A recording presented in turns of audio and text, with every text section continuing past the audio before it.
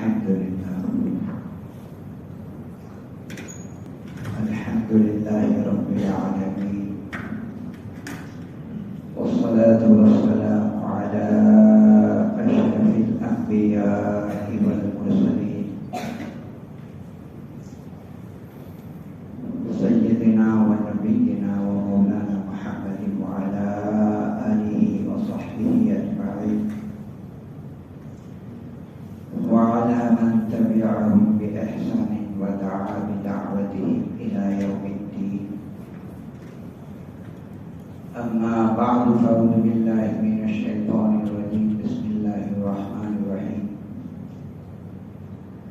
ولقد أرسلنا رسلا من قبلك وجعلنا لهم أزواجا وذرية. وقال النبي صلى الله عليه وسلم: تنكح المرأة لأربع: لمالها ولجمالها ولحسبها ولدينها، فاظفر بذات الدين تربت يداك. وصدق الله مولانا العظيم، وصدق رسوله النبي الكريم، ونحن على ذلك لمن الشاهدين والشاكرين، والحمد لله رب العالمين. بزرگان محترم، اللہ جل جلالہ وعم نوالہ نے اپنے ایمان والے بندوں کو اور رحمت دو عالم صلی اللہ تعالی علیہ وسلم نے اپنے ایمان والے امتیوں کو زندگی کے ہر شعبے کے بارے میں بہترین ہدایت فرمائی. زندگی کا کوئی بھی شعبہ ایسا نہیں ہے جس کے بارے میں سرکار دو عالم صلی اللہ تعالی علیہ وسلم نے ہمیں ہدایات نہ فرمائی ہو. چاہے کوئی اہم بات ہو، چاہے غیر اہم بات ہو، چاہے معمولی بات ہو، چاہے غیر معمولی بات ہو، چاہے چھوٹی بات ہو یا بڑی بات ہو، ہر چیز کے بارے میں ہمارے پیغمبر صلی اللہ تعالی علیہ وسلم نے ہماری رہنمائی فرمائی. اسی لیے تو حدیث پاک میں آتا ہے کہ ایک مرتبہ کفار مکہ کے مشرکین نے صحابی رسول حضرت سلمان فارسی رضی اللہ تعالیٰ عنہ کا مذاق اڑانے کے لیے، ان کا مذاق اڑانے کے لیے یوں کہا: اے سلمان، تمہارے نبی تو تمہیں چھوٹی چھوٹی باتیں اور معمولی معمولی باتیں حتیٰ کہ ہگنے اور مدنے کا طریقہ بھی بتلاتے ہیں اور تم کو سکھلاتے ہیں. ہگنے اور مجھنے کا طریقہ بھی بتلاتے ہیں اور یہ بھی تمہیں سکھلاتے ہیں. کفار مکہ یہ کہہ کر حضرت سلمان فارسی رضی اللہ تعالیٰ عنہ کا مذاق اڑانا چاہتے تھے. گویا وہ یوں کہنا چاہتے تھے کہ تمہارے نبی نے تمہیں بیوقوف سمجھ رکھا ہے، نادان اور ناسمجھ سمجھ رکھا ہے، چھوٹا بچہ سمجھ رکھا ہے کہ ایسی معمولی معمولی اور چھوٹی چھوٹی باتیں بھی ہگنے مجھنے کا طریقہ بھی سکھلاتے. آپ چھوٹے بچے ہو گئے، تم نادان ہو، تم ناسمجھ ہو، تم بیوقوف ہو کہ تمہارے نبی اس طریقے سے ایسی چھوٹی باتیں تمہیں سکھلا رہے ہیں. یہ تو ایسے ہی ہوا کہ تمہیں بیوقوف سمجھ رہے. اس طریقے سے مذاق اڑانا چاہا حضرت سلمان فارسی رضی اللہ تعالیٰ عنہ. تو بجائے اس کے کہ حضرت سلمان فارسی رضی اللہ تعالیٰ عنہ مشتعل ہو جاتے، آمیش میں آ جاتے اور عذر و معذرت کرنے لگتے، کوئی ایسا آدمی ہوتا جو اپنے آپ کو روشن خیال سمجھتا ہے اور دین پر چلنے والوں کو نیرو مائنڈ سمجھتا ہے اور اپنے آپ کو زمانے کی رفتار کے مطابق چلنے والا سمجھتا ہے، اور دین پر چلنے والوں کو 1400 سال پرانی پگڈنڈی کے اوپر چلنے والا سمجھتا ہے. ایسا آدمی ہوتا اور ایسے آدمی کے سامنے اگر کوئی غیر مسلم یہ اعتراض کرتا تو شرمندہ ہو کر ہاتھ جوڑ کر معافی مانگتا, عذر و معذرت کرتا کہ تمہاری بات صحیح ہے. کیا کریں, ہم بھی ایسی باتوں کو نہیں مانتے ہیں, لیکن یہ مولوی ملا اور تبلیغ والے اس کا پوچھنا نہیں چھوڑتے, یہ عذر و معذرت کرتا. لیکن حضرت سلمان فارسی رضی اللہ تعالیٰ عنہ نے کوئی عذر و معذرت نہیں کی, بلکہ فخر کے انداز میں کہا, فخریہ طور پر کہا کہ اجل ہاں ہاں, ہمارے نبی صلی اللہ تعالیٰ علیہ وسلم صرف اتنی ہی بات نہیں سکھلاتے ہیں,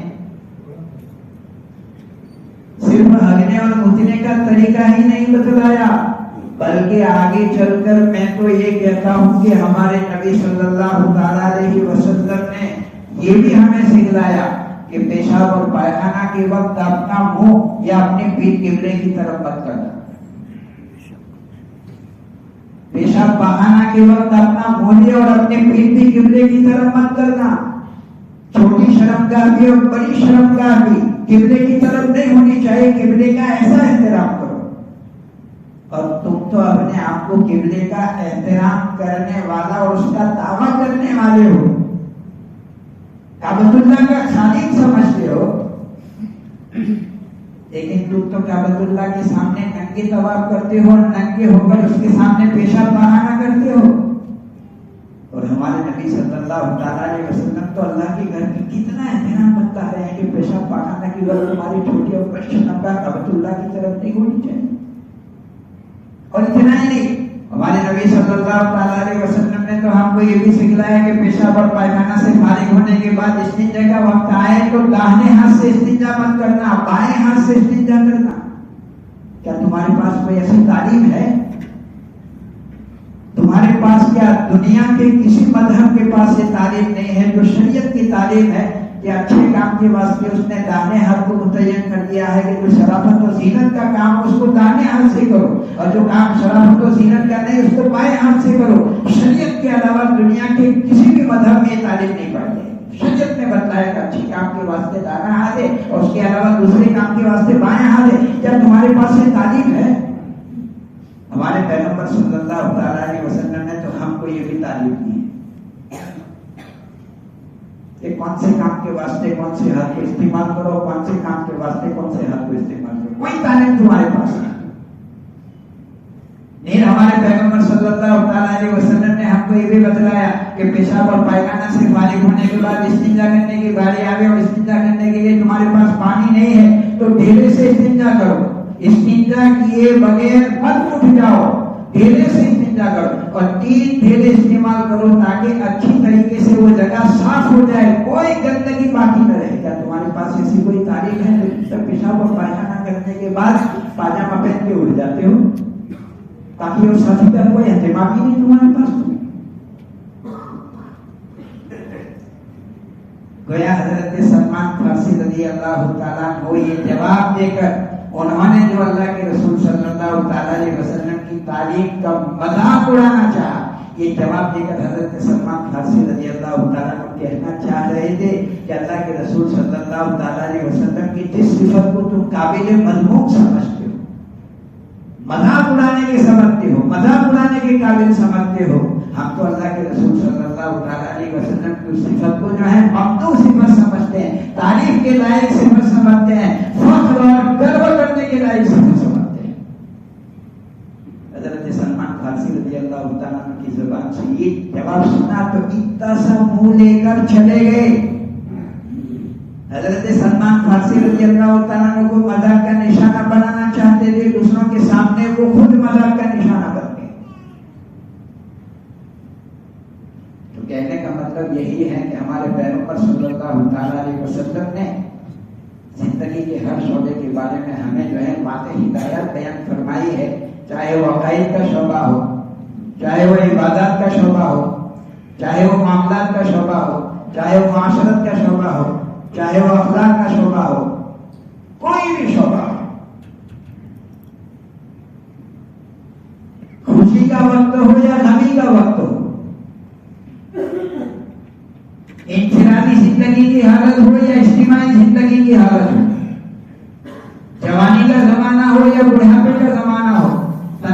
کا زمانہ ہو یا بیماری کا زمانہ ہو، مالداری کا زمانہ ہو یا غریبی اور فقیری کا زمانہ ہو، فراغت و فرصت کا وقت ہو یا مشغولی کا وقت ہو، ہر حالت میں اللہ کے رسول صلی اللہ علیہ وسلم نے ہمیں مفصل ہدایت بیان فرمائی ہے۔ مردوں کے لیے بھی اللہ کے رسول صلی اللہ علیہ وسلم نے ہدایت بیان فرمائی، عورتوں کے لیے بھی اللہ کے رسول صلی اللہ علیہ وسلم نے ہدایت بیان فرمائی، جوانوں کے لیے بھی، بوڑھوں کے لیے بھی، بچوں کے لیے بھی، بڑوں کے لیے بھی، چھوٹوں کے لیے بھی، کہ بڑوں کا سلوک چھوٹوں کے ساتھ کیا ہونا چاہیے اور چھوٹوں کا سلوک بڑے کے ساتھ کیا ہونا چاہیے۔ اس میں اللہ کے رسول صلی اللہ علیہ وسلم نے فرمایا من لم یرحم صغیرنا ولم یوقر کبیرنا فلیس منا، جو بڑے لوگ چھوٹے لوگوں کے اوپر، چھوٹوں کے اوپر رحم نہیں کرتے، شفقت نہیں کرتے، اور جو چھوٹے بڑوں کا اکرام نہیں کرتے، عادت نہیں کرتے، سنمان نہیں کرتے، ان کو مان سنمان نہیں دیتے ہیں، وہ ہمیں سے نہیں۔ تو چاہے بڑوں کے بارے میں ہو، چاہے چھوٹوں کے بارے میں ہو، بادشاہ کے بارے میں ہو کہ حکیم کے بارے میں ہو کہ وزیر کے بارے میں ہو کہ تاجر کے بارے میں ہو کہ گراہک کے بارے میں ہو، چاہے مزدور کے بارے میں ہو، چاہے کاریگر کے بارے میں ہو، کوئی بھی ہو، اللہ کے رسول صلی اللہ علیہ وسلم نے یہاں تک کہ صرف انسانوں کے بارے میں نہیں، جناتوں کے بارے میں بھی اللہ کے رسول صلی اللہ علیہ وسلم نے ہمیں ہدایت فرمائی ہے، اور صرف جناتوں کے بارے میں نہیں بلکہ حیوانوں اور جانوروں کے بارے میں بھی اللہ کے رسول صلی اللہ علیہ وسلم نے ہمیں ہدایت فرمائی ہے، اور صرف جانوروں کے بارے میں نہیں بلکہ درختوں اور پودے کے بارے میں، درخت اور پودے کے بارے میں بھی اللہ کے رسول صلی اللہ علیہ وسلم نے ہمیں ہدایت فرمائی ہے کہ ایسے وقت میں ہمارا کیا سلوک ہونا چاہیے۔ یہ ساری ہدایات ہماری شریعت کے اندر موجود ہے۔ جناب محمد رسول اللہ صلی اللہ علیہ وسلم کی طرف سے کوئی شعبہ نہیں چھوڑا اللہ کے رسول صلی اللہ علیہ وسلم نے۔ کھانے پینے کے بارے میں ہدایات موجود ہے، پہننے اوڑھنے کے بارے میں ہدایت موجود ہے کہ مومن کا لباس کیسا ہونا چاہیے، ایک مومن کا لباس کیسا ہونا چاہیے، ایک مومن عورت کا لباس کیسا ہونا چاہیے، اس کے بارے میں بھی اللہ کے رسول صلی اللہ علیہ وسلم نے ہدایت فرمائی ہے۔ اس کے عورتوں کے لباس کے بارے میں اللہ کے رسول نے فرمایا کہ رب کاسیات عاریات، بہت سی عورتیں کپڑے پہننے کے باوجود بھی شریعت کی نگاہ میں ننگی ہے۔ وہ عورتیں جن کے سر کے اوپر دوپٹہ نہیں ہوتا ہے، یا باریک ایسے باریک قسم کے کپڑے پہنتے ہیں کہ اوپر سے ان کا بدن چھلکتا ہے، یا ایسے چست کپڑے پہنتی ہے کہ ان کے بدن کی ساخت اوپر سے نظر آتی ہے، ایسی عورتوں کے بارے میں اللہ کے رسول صلی اللہ علیہ وسلم نے فرمایا کہ وہ کپڑے پہننے کے باوجود بھی ننگی ہے، جنت کی خوشبو بھی نہیں پائے گی، حالانکہ جنت کی خوشبو 100 سال کی مسافت کی دوری سے محسوس ہوتی ہے۔ تیز رفتار گھوڑا 100 سال تک چلتا رہے، کتنی دور تک پہنچے گا، اتنی دوری سے جنت کی خوشبو آدمی محسوس کرے گا، لیکن ایسی عورتیں جن کا لباس ایسا ہے وہ جنت کی خوشبو بھی نہیں پائے گی۔ تو لباس کے بارے میں بھی اللہ کے رسول صلی اللہ علیہ وسلم نے ہمیں ہدایت فرمائی ہے۔ سونے اور جاگنے کے بارے میں بھی اللہ کے رسول نے ہمیں ہدایت فرمائی ہے کہ عشاء کی نماز پڑھنے کے بعد آدمی کو سو جانا چاہیے، کوئی دینی کام نہیں ہے یا کوئی دنیا کا ضروری کام نہیں ہے، دینی سلسلے کی گفتگو آدمی عشاء کی بات کر سکتا ہے، دنیا کی کوئی ضروری بات آدمی عشاء کی بات کر سکتا ہے، اس کے علاوہ اللہ کے رسول صلی اللہ علیہ وسلم نے فرمایا کہ دینی بات بھی نہیں ہے، دنیا کی کوئی ضروری بات نہیں ہے، ویسے قرآن کی باتیں، لا یعنی باتیں، غیر مفید باتیں کرنے کے لیے آدمی جو ہے بیٹھتا ہے، مجلسیں جماتا ہے، تو اللہ کے رسول نے اس کو مکروہ فرمایا کہ عشاء کی بات سو جاؤ اور جلدی اٹھنے کا معمول بناؤ۔ تو سونے اور جاگنے کے بارے میں بھی اللہ کے رسول نے ہمیں ہدایت فرمائی ہے، اٹھنے بیٹھنے کے بارے میں بھی ہدایت اللہ کے رسول صلی اللہ علیہ وسلم نے ہمیں دی ہے۔ مسجد میں آئے گا آدمی، مسجد میں آئے گا تو اس کی کیا حالت ہونی چاہیے، اور مسجد کے باہر جائے گا، اپنے گھر میں جائے گا تو گھر والوں کے ساتھ اس کا کیا سلوک ہونا چاہیے، گھر سے باہر نکلے گا تو باہر والوں کے ساتھ اس کا کیا سلوک ہونا چاہیے، دوسرے کے گھر جائے گا تو اس کا سلوک و طریقہ کیا ہونا چاہیے، ان ساری چیزوں کے بارے میں اللہ کے رسول صلی اللہ علیہ وسلم نے ہمیں ہدایت فرمائی ہے۔ حتیٰ کہ بالوں کے بارے میں بھی، سر کے بال کے بارے میں، مونچھ اور داڑھی کے بال کے بارے میں بھی ہدایت فرمائی ہے۔ سر کے بالوں کے بارے میں اللہ کے رسول نے ہدایت فرمائی کہ سر کے بال آدمی کٹوائے گا تو سارے سر کے بال سر کے ہونے چاہیے، ایک طرف سے بڑے ہیں اور دوسری طرف سے چھوٹے ہیں یا ہے یا جنگلی جانور کی طرح جو ہے فیشن والے بال آدمی نے کٹوائے ہوئے ہیں. سب توحید اللہ کے رسول صلی اللہ تعالیٰ علیہ وسلم نے ایسے بالوں کے بارے میں بیان فرمائیے. ایک طرف سے بال بالکل نہیں ہے چھوٹے اور دوسری طرف سے بڑے ہیں. مونچھ اور داڑھی کے بارے میں بھی اللہ کے رسول نے ہدایت فرمائی کہ آنکھوں شواری وقف الرحا، مونچھوں کو صاف کرو داڑھی کو بڑھاؤ. ایک مشت کے برابر داڑھی رکھنا واجب ہے، سنت نہیں خالی. عام طور پر لوگ اس کو سنت سمجھتے ہیں کہ سنت ہی تو ہے، سنت نہیں. ایک مشت کے برابر داڑھی رکھنا واجب ہے. ایک مشت سے پہلے داڑھی کٹانا حرام ہے. جو داڑھی نہیں رکھتا یا ایک مشت سے کم رکھتا ہے دونوں برابر. 100 روپے کی چوری کرے وہ بھی چور اور 25 روپے کی چوری کرے وہ بھی چور. معفول لو اللہ کے رسول صلی اللہ علیہ وسلم نے فرمایا کہ مونچھوں کے بال کے بارے میں، سر کے بال کے بارے میں، داڑھی کے بال کے بارے میں اور بدن کے علاوہ بدن کے دوسرے بالوں کے بارے میں کہ ہفتے میں ایک مرتبہ اس کی صفائی کرو، 2 ہفتے میں کرو، 3 ہفتے میں کرو، 40 دن کے اندر اندر اس کی صفائی کرو. 40 دن سے اور ہو جائے گا تو اللہ کے رسول نے اس کو گناہ کا کام کرا دیا. تو کوئی شعبہ ایسا باقی نہیں ہے جس میں اللہ کے رسول صلی اللہ علیہ وسلم نے ہماری ہدایت نہ فرمائی ہو. اور شریعت کی یہ ساری ہدایت فطرت کے مطابق ہے، نیچرلی ہے، نیچرلی پرکرتی کے مطابق بالکل عقل کے موافق. شریعت کا کوئی بھی حکم، شریعت کی کوئی بھی ہدایت عقل کے خلاف نہیں ہے، نیچرل کے خلاف نہیں ہے، پرکرتی کے خلاف نہیں ہے. دوسرے مذاہب میں اور دھرموں میں تو آپ دیکھو گے کہ ان کی بہت ساری باتیں عقل کے خلاف ہے، نیچرل کے خلاف. نماز کے بعد نکاح کی مجلس ہونے والی ہے تو نکاحی کا مسئلہ نہیں لیجیے. ہمارے مذہب میں تو نکاح کرنے کی ترغیب ہی نہیں ہے، ثواب کا کام ہی نہیں قرار دیا، اس کو بہت بڑی عبادت قرار دیا. اور دوسرے دھرم میں اور مذہب میں تو نکاح نہ کرنے کو پنیہ کا کام قرار دیا گیا ہے. سادھو بن جانے کو، سادھوی بن جانے کو، نن بن جانے کو، پوری زندگی بغیر شادی کے گزار دینے کو پنیہ کا کام. ہمارے مذہب کو شادی کرنا ایک عبادت کا عقل کے بالکل موافق، فطرت کے بالکل موافق، بالکل نیچرلی ہوگا. شریعت کا کوئی حکم جو ہے فطرت کے خلاف نہیں ہے.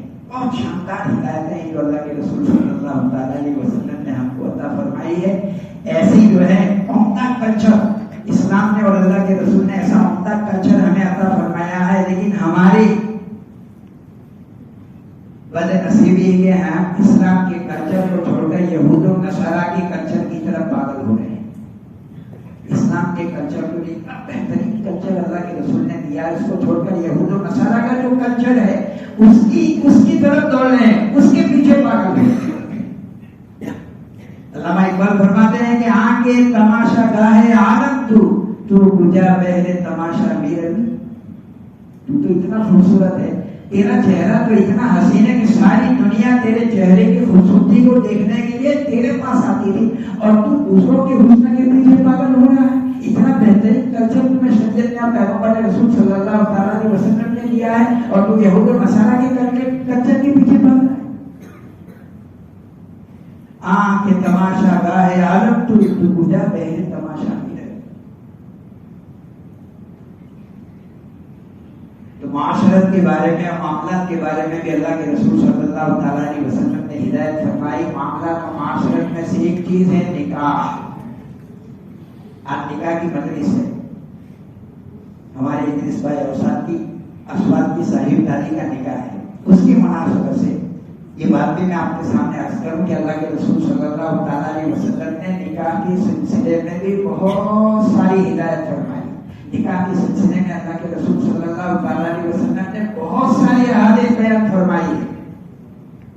ان میں سے ایک دو حدیثیں میں آپ کے سامنے ذکر کرتا ہوں. ساری احادیث کو بیان کرنے کا وقت نہیں ہے. خطبے میں نے آپ کے سامنے جو حدیث پڑھی ہے، اس سے پہلے ایک حدیث یہ ہے کہ اللہ کے رسول صلی اللہ تعالیٰ علیہ وسلم نے ارشاد فرمایا کہ ممن ترضون دینہ واخلاقہ فزوجوہ. جس لڑکا اور لڑکی کی دینداری اور اخلاق تمہیں پسند ہے، ایسی لڑکی اور ایسے لڑکے سے اپنے لڑکے اور لڑکے کی شادی کرا دو.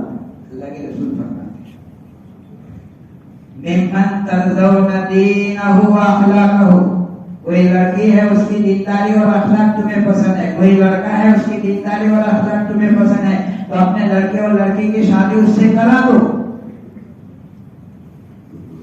وَإِلَّا تَفْعَلُوا تَكُنْ فِي الْأَرْضِ فِتْنَةٌ وَفَسَادٌ عَرِيضٌ، ایسا نہیں کرو گے، مال کو دیکھتے رہو گے، حسن و جمال کو دیکھتے رہو گے، خاندان کو دیکھتے رہو گے، امریکہ اور برطانیہ اور پناما اور کینیڈا اور پیرس کو دیکھتے رہو گے۔ اللہ کے رسول صلی اللہ علیہ وسلم فرماتے ہیں کہ بن بیاہی عورتیں، لڑکیاں اور لڑکے تمہارے گھر بیٹھتے رہیں گے تو بہت بڑا فتنہ اور فساد پیدا ہوگا، کیونکہ فطری طور پر اللہ تبارک و تعالیٰ نے جوان لڑکے اور لڑکی میں شہوت رکھی ہے۔ بن بیاہی اگر وہ تمہارے گھر میں بیٹھے ہیں تو کیا ہوگا؟ فساد ہی پیدا ہوگا۔ تکن فی الارض فتنۃ وفساد عریض، بہت بڑا فساد آج ہو رہا ہے، ہماری لڑکیاں مرتد ہو رہی ہیں۔ اس لیے اللہ کے رسول نے فرمایا کہ تم کا حرمت لاربعین، چار باتیں ایسی ہیں جس کی وجہ سے کوئی مرد کسی لڑکی سے شادی کرنے کی چاہت کرتا ہے۔ ایک تو یہ ہے کہ ڈیمانڈ لیا، مال کی وجہ سے، کہ اس لڑکی کے پاس بہت زیادہ مال ہے اور آئندہ مال میرے کام آئے گا، اس وجہ سے اس لڑکی سے وہ شادی کرنا چاہتا ہے۔ تو کبھی انسان مال کی وجہ سے کسی لڑکی سے شادی کرنا چاہتا ہے، ولی جمال ہے، خوبصورتی کی وجہ سے مال کی طرف بھی انسان مائل ہوتا ہے، اور مال بنفس سے خود کوئی بری چیز نہیں ہے۔ مال کمانا یہ بذات خود کوئی بری چیز نہیں ہے، دنیا بذات خود کوئی بری چیز نہیں ہے۔ وہ دنیا جو انسان کو اللہ سے اور آخرت سے غافل کر دے، جو اصل مقصد ہے اللہ کی عبادت اور آخرت بنانا، یہ ہمارا اصل مقصد ہے جس کے اللہ تبارک و تعالیٰ نے ہم کو پیدا کیا ہے۔ تو جو مال اور جو دنیا انسان کو اللہ سے اور آخرت سے غافل کر دے گی، وہ دنیا اور وہ مال جو ہے اس کی حدیث میں مذمت ہے۔ لیکن مال تو دنیا سے غافل نہیں، انسان کو آخرت سے غافل نہیں کر رہا ہے، اللہ سے غافل نہیں کر رہا ہے، تو یہ مال کو جنت بنانے کا ذریعہ بھی بن سکتا ہے۔ تو مال کی وجہ سے بھی انسان کو چاہت ہوتی ہے کہ کسی لڑکی سے شادی کرے، یعنی جمال یہ انسان کی فطرت میں ہے کہ خوبصورت چیز کی طرف اس کا نفس مائل ہوتا ہے۔ تو جمال اور خوبصورتی کی وجہ سے انسان کا دل چاہتا ہے کہ کسی لڑکی سے شادی کرے، بھلے حسب یہاں یا خاندان اونچا ہے اس کا، اونچے خاندان کی وجہ سے بھی وہ شادی کرنے کا دل اس کو چاہتا ہے۔ لیکن اللہ کے رسول صلی اللہ علیہ وسلم یا چوتھے نمبر پر فرمایا کہ دینداری کی وجہ سے، جو دیندار ہے وہ لڑکا ہے لڑکی دیندار ہے، اس کی وجہ سے چاہتے ہیں کہ اس لڑکی یا لڑکے سے تمہاری شادی ہو۔ اللہ کے رسول نے آخر میں فرمایا کہ فاظفر بذات الدین، چار چیزوں میں سے دینداری کو پراتھمکتا دو، اسی کو ترجیح دو، اسی کی وجہ سے شادی کرنے کو زیادہ سے زیادہ پسند کرو۔ مال نہیں ہے وہ تو بہت اچھا ہے، وہ تو کوئی بری بات نہیں ہے، لیکن اگر مال نہیں ہے تو صرف مال نہ ہونے کی وجہ سے تم نے اس سے شادی کرنے کو چھوڑ دیا تو اچھی بات نہیں۔ اس لیے کہ المال غالب مرائے، مال تو صبح کو آنے والا شام کو جانے والا ہے۔ دنیا میں ایسے بہت سارے واقعات ہیں کہ صبح کسی کے پاس مال تھا اور شام کو یہ سارا مال اس کے پاس سے ختم ہوا ہے، غریب و فقیر بن گیا۔ مال ہمیشہ رہنے والی چیز نہیں ہے، دینداری باقی رہنے والی چیز، یا فرائض جمال یا خوبصورتی بھی ہمیشہ رہنے والی چیز نہیں ہے۔ اور خاندان یہ بھی فخر کرنے کی چیز نہیں ہے۔ قرآن مجید میں اللہ تبارک و تعالیٰ نے فرمایا کہ ہم نے جو قبیلے بنائے وَجَعَلْنَاكُمْ شُعُوبًا وَقَبَائِلَ لِتَعَارَفُوا، تعارف اور پہچان کے واسطے ہیں، یہ فلانے خاندان کا، یہ فلانے قبیلے کا، یہ تعارف کے واسطے ہیں، یہ فخر کرنے کے واسطے نہیں کہ ہمارا خاندان اونچا ہے۔ إِنَّ أَكْرَمَكُمْ عِندَ اللَّهِ أَتْقَاكُمْ، خاندان کی وجہ سے کوئی آدمی بڑا نہیں بن جاتا۔ اللہ فرماتے ہیں جس کے اندر تقویٰ جتنا زیادہ ہوگا، دینداری جتنی زیادہ ہوگی، وہی اللہ کی نگاہ میں بڑا ہے۔ خاندان کی وجہ سے کوئی بڑا نہیں، اس لیے خاندان کی ایسی چیز نہیں ہے کہ دینداری کے اوپر اس کو ترجیح دی جائے۔ ہاں، دینداری کے بارے میں اللہ کے رسول صلی اللہ علیہ وسلم نے فرمایا کہ فاظفر بذات الدین، ظفر کی معنی عربی زبان میں کہتے ہیں کامیابی۔ مطلب یہ ہے کہ دینداری کو دیکھ کر اگر تم کسی لڑکا اور لڑکی سے شادی کرو گے تو اللہ کے رسول کامیابی کی گارنٹی دے رہے ہیں۔ مال دیکھ کر تم نے شادی کی، جمال اور خوبصورتی دیکھ کر شادی کی، خاندان کو دیکھ کر شادی کی تو کامیابی کی گارنٹی نہیں ہے۔ لیکن دینداری حقیقت میں جس کے اندر دینداری ہے، ایسے لڑکا اور لڑکی کو تم نے پسند کیا تو دکھتا ہے کہ بنیاد پر اللہ کے رسول فرماتے ہیں کہ اس میں کامیابی ہے، اس لیے کہ مال کو یہودی لوگ زیادہ پراتھمکتا دیتے ہیں اور خوبصورتی کو نصارہ لوگ زیادہ جو ہے ترجیح دیتے ہیں، اور خاندان کو زمانے جاہلیت میں مکہ والے جو ہے زیادہ ترجیح دیتے تھے۔ مسلمان کو تو دیندار ہی کو جو ہے پسند کرنا چاہیے، اللہ کے رسول یہی فرماتے ہیں فاصبر بذات الدین تربت یداک۔ اللہ تبارک و تعالی سے زیادہ باتوں کے پر ہمیں عمل کرنے کی توفیق عطا فرمائے۔ عید و اضحیٰ و جملہ جہاں بعد آخر دعوانا الحمدللہ۔